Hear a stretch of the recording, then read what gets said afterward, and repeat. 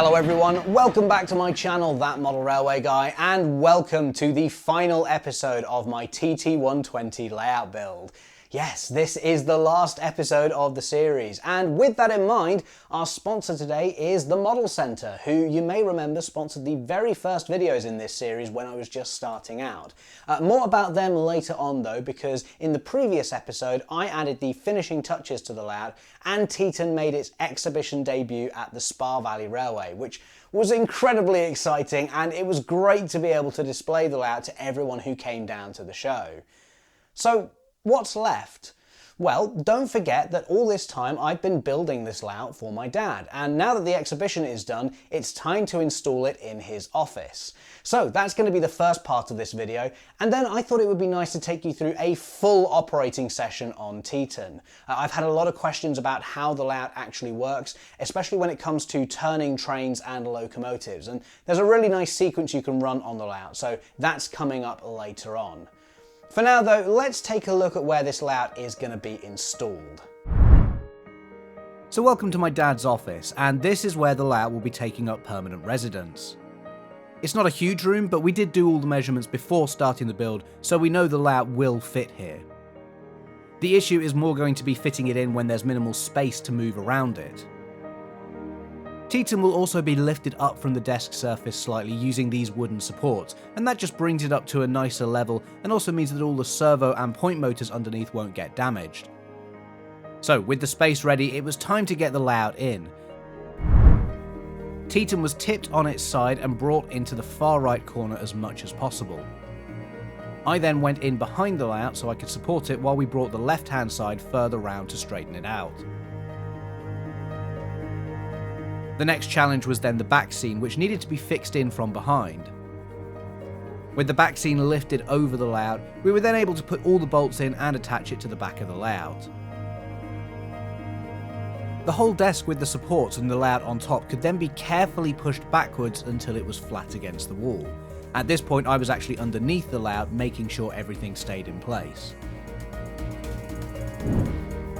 With Teaton in place, all the removable bits and pieces could be returned to the layout, such as the arches. The town scene on the upper level needed to be reinstated too. You'll remember that this was made fully removable so that if anything derails in the tunnel, we can get it out without having to move the entire layout.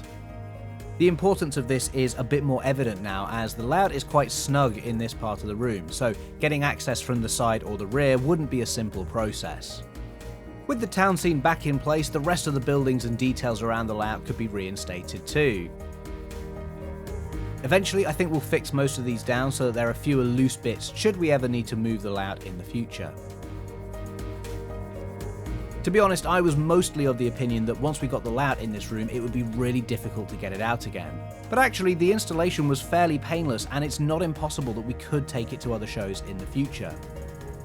That said, it's not something I'm really looking to do at the moment. The layout did get a few exhibition invites after the Spa Valley Railway show, which was incredibly nice, although nothing has been confirmed. For the moment though, I think my dad is quite eager to be able to run his new layout, so I don't plan on taking it away from him anytime soon. Now, some people have asked why the baseboard is curved at the tunnel end of the layout, and this was actually because of the space that we knew Teaton had to fit into. As you can see, there's a door that swings open here, and so by cutting away that corner it allows it to still swing open without hitting the layout. It's pretty close, but again it just shows that our measurements were all correct.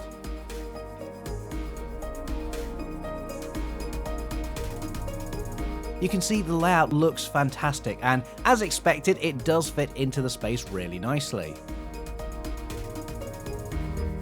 Having a bit of a gap underneath works really well too, especially when it comes to the power for the DCC controller. And further down the layout, the control panel, which allows you to switch the points and uncouplers, well, this sits neatly underneath too. And one last little touch, Stu from Specialist Aggregates very kindly sent over this sign for Teaton that he made himself. This looks incredible, and as you can see it sits nicely above the entire layout. This final episode has very kindly been sponsored by the Model Centre, who you may remember sponsored the very first episodes in this series when I was just getting started with the layout. TMC have a great range on their website, including being a major stockist of TT120. So if you've been watching this series and you're now considering building a layout in this scale yourself, well, the Model Center should definitely be on your radar. And with there being a smaller range of locos than most other scales, the Model Center also offer a customization service too, so that you can get some duplicates of locos and then have them renumbered or renamed so you can build out a larger fleet. You can add all of these customizations to your order directly from their website, themodelcenter.com. It's so simple and easy to do that even I can figure it out. It's all listed down the right-hand side of the page, so you literally just select the custom options that you want, and that's it. Like I said, you can check all that out on their website, themodelcenter.com. There's a link to them down in the description too. And even if you're not modeling in TT, they have plenty of stuff in 00 gauge, N, O gauge, all the major scales and gauges, so it's well worth checking them out. Again, a big thank you to the Model Center for sponsoring this video. And now, let's get back to the action. So with Teaton all set up, I think it's about time we get some trains going on it for a proper running session. Throughout the series, I've actually had a lot of people asking how the layout is intended to be operated, especially when it comes to the top station and making sure that locos are facing the right way, since models like the A4 and the A3 don't have front couplings. Well, you can just run Teaton like a traditional train set with trains running around the main circuits and just leave it to that. But there is actually a quite nice little sequence that you can run on the layout, which is what I'm going to take you through now.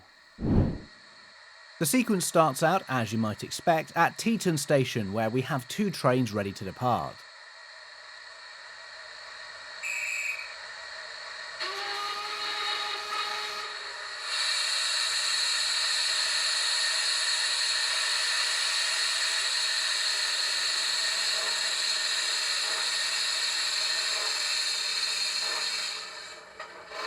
Duchess of Montrose is the first to leave as it heads down the incline.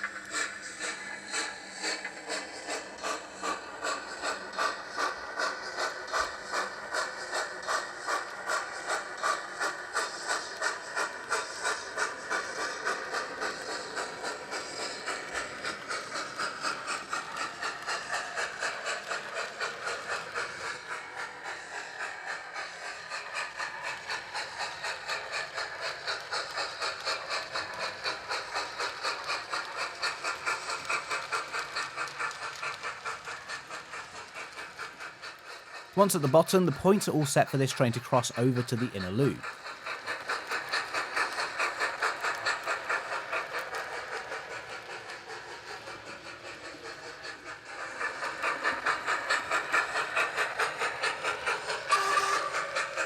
Of course, currently we're running in the wrong direction, so the train is sent round the reverse loop to correct this.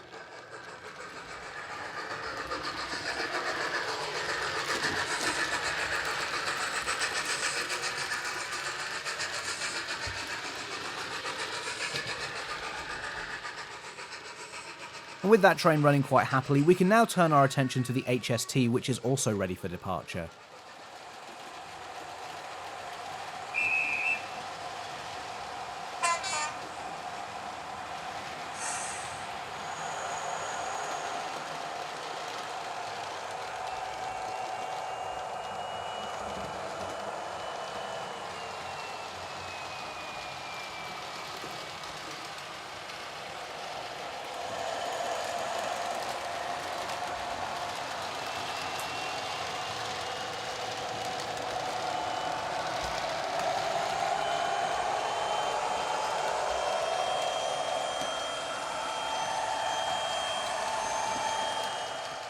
Again, as this reaches the bottom of the incline, it joins the main line, this time staying on the outer loop.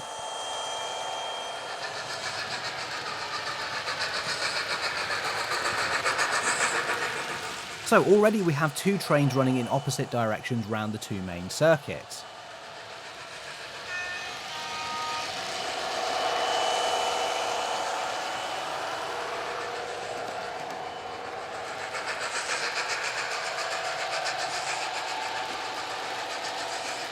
And while these trains are running, we can also do some shunting in the goods yard with the Class 08.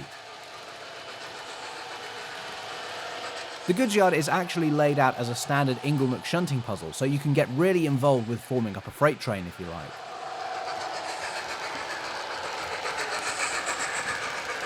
Or you could just shuffle some wagons back and forth like I'm doing here.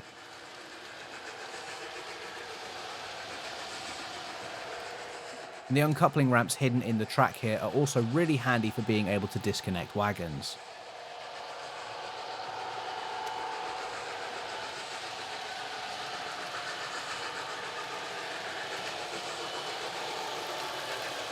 The great thing with the goods yard is that it's completely separate from the two main circuits.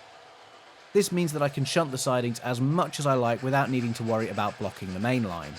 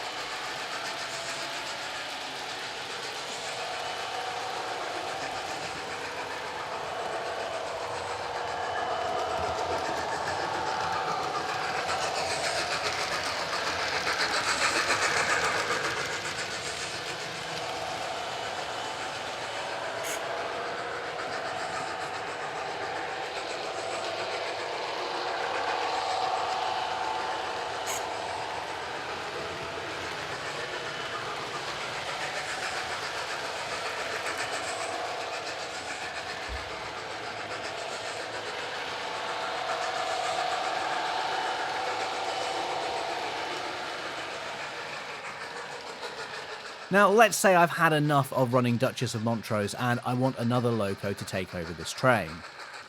Well, I'll need to run it back up to the main station, which first means stopping the HST.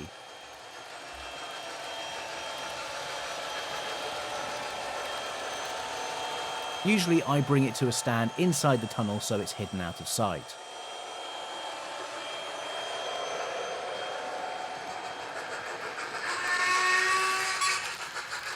With the path clear, the Duchess and its train can then cross from the inner loop back over to the incline, where it can then run back up to the station.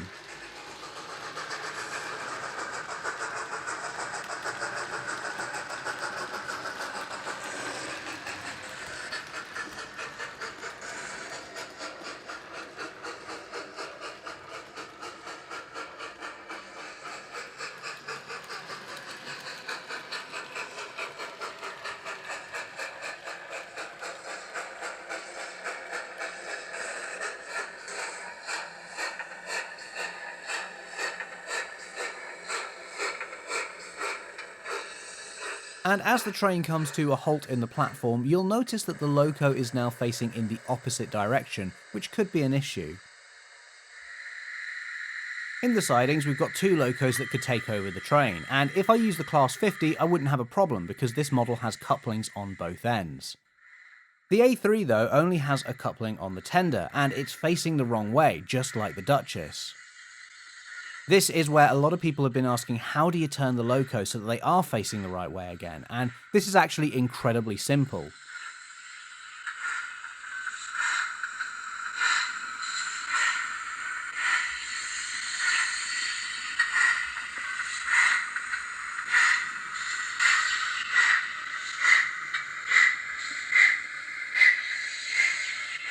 Instead of coupling straight onto the train, I'm going to run the A3 all the way down the incline.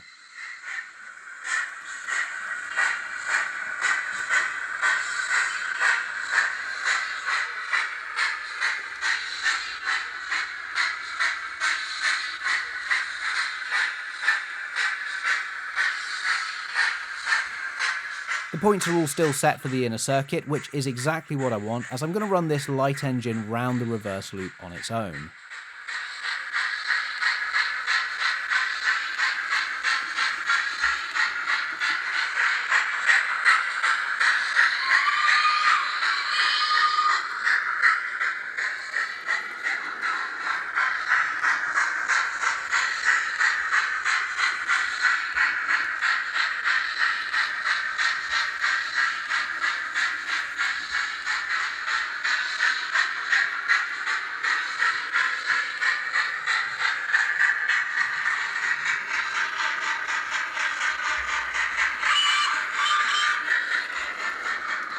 The A3 is now facing in the opposite direction, so we can go back up the incline and connect onto the train.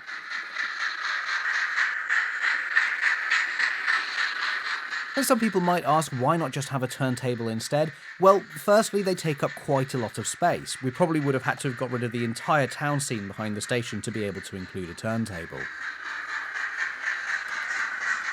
But I also quite like the operational interest of needing to run a loco light engine through the reverse loop. It makes things a bit more varied and gives you a purpose for running the loco rather than just running trains round in a circle all the time.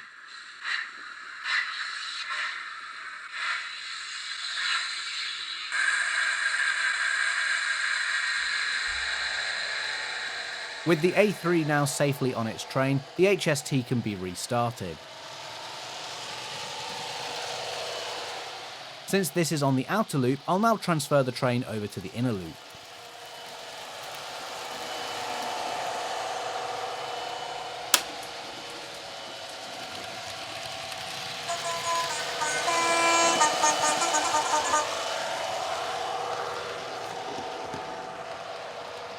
And again, the reverse loop is used so that the HST is running in the right direction.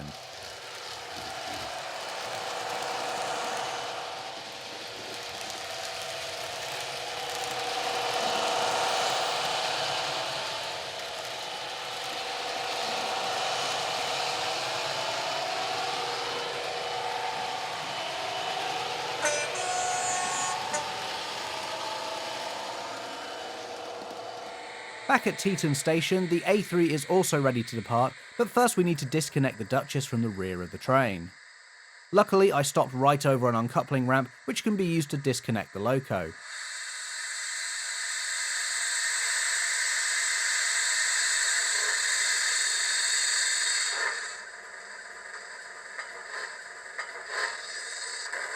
And with that, Nighthawk is ready to depart.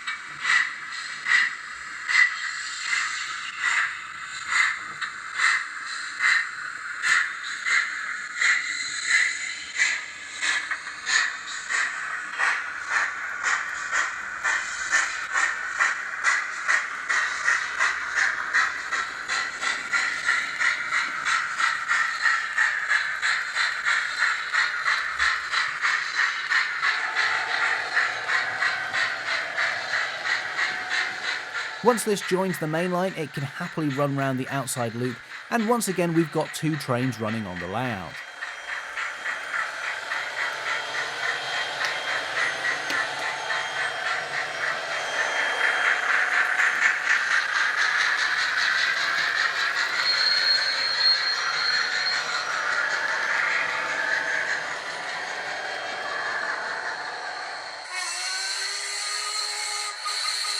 Of course, now that the Duchess has been released, the final step is to put this in one of the sidings.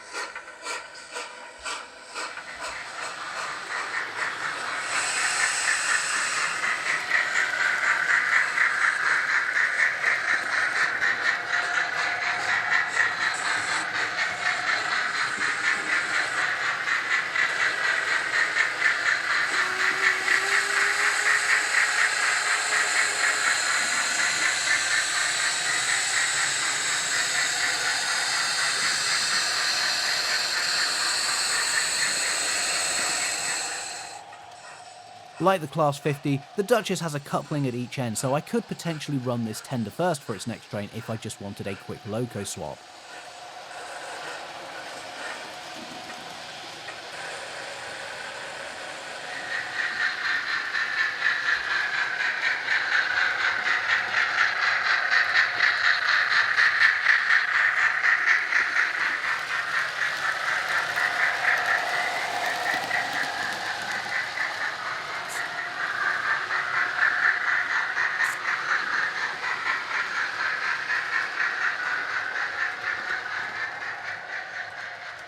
So there you go, that's a little look at how the layout is intended to be operated, and I think you'll agree it provides plenty of operational interest.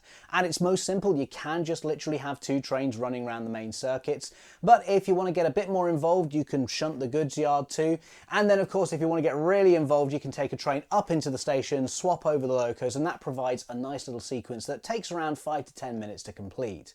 If you're on the ball as well, you can also do this with 3 trains, so that as one arrives into the station, another one is ready to depart straight away. But yeah, it's a really nice little layout, and I think it's a great plan that allows for a lot of operational interest, and I think it's going to provide a lot of fun in the future.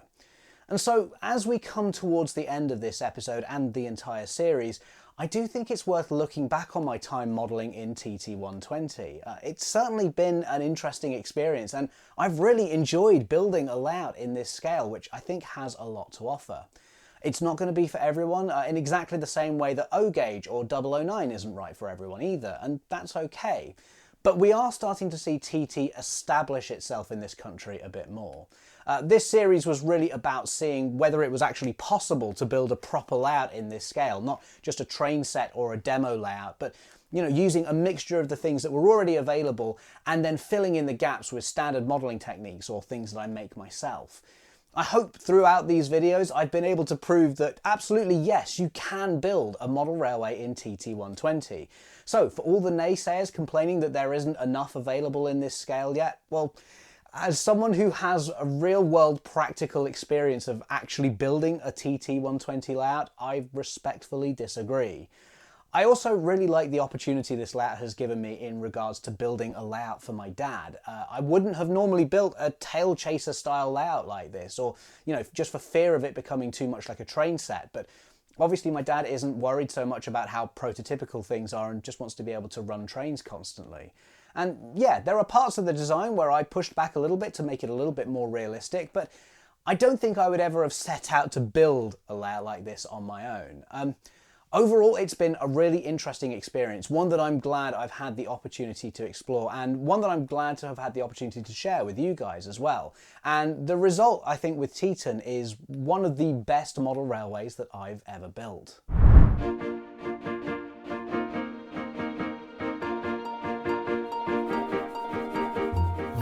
There's no denying that this layout has been a massive challenge. The fact is that 6 months ago, this layout didn't exist. All we had was a bare baseboard and some ideas, which have led to the creation of Teaton.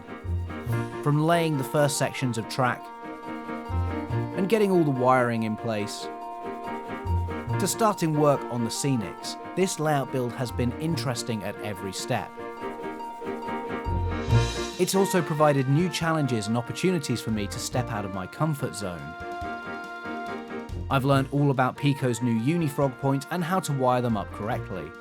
I installed a reverse loop for the first time. And not to mention the challenges of creating an incline that would actually allow trains to run.